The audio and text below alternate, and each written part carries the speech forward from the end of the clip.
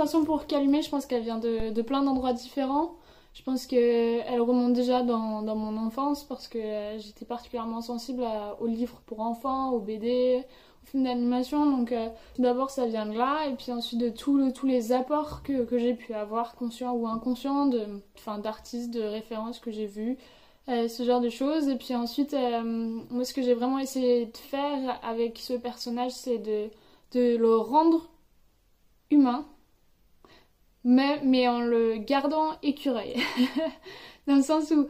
où voilà, c'est un petit écureuil qui vit dans son arbre et qui saute de branche en branche et qui vient donner des conseils et qui vient aider les gens quand ils ont besoin, qui est toujours disponible. Et pour moi, c'était étrange, ça paraissait un peu bizarre si je faisais un écureuil à taille humaine ou un écureuil qui marche sur deux pattes et qui est habillé comme un humain, parce que j'avais pas l'impression que ce qui sortait de l'histoire de Philippe, c'était ce genre d'écureuil. J'avais plutôt l'impression que voilà, c'était vraiment un écureuil comme on en voit tous les jours, mais qui est doté de cette petite flamme qui l'amène vers les gens et qui leur donne envie de les aider. Et donc j'ai essayé de le rendre un peu mignon et enfin de lui donner une tête qui donne envie d'aller vers lui. Et je lui ai fait ce petit foulard pour montrer que c'est pas un écureuil anodin et qu'il a des choses à raconter.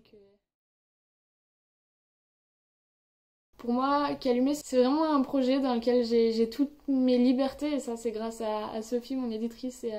à Philippe l'auteur, qui m'ont jamais bloqué, qui m'ont jamais donné de limites, qui m'ont jamais donné de contraintes, et ils m'ont laissé complètement libre sur tout le projet. Et ça c'est vraiment quelque chose que j'ai beaucoup apprécié,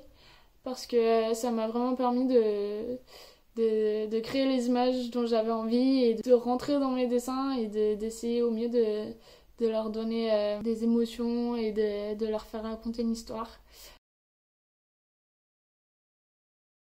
Comme je le disais tout à l'heure, pour moi,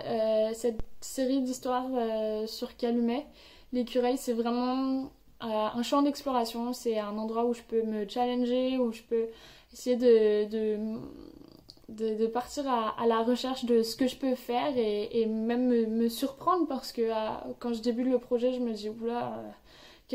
comment je vais réussir à faire ça, et puis au final, à force d'essayer et de travailler, à force de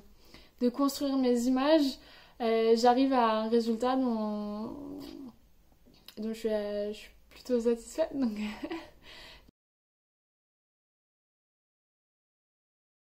Mais donc, moi, tout ce que j'espère, c'est que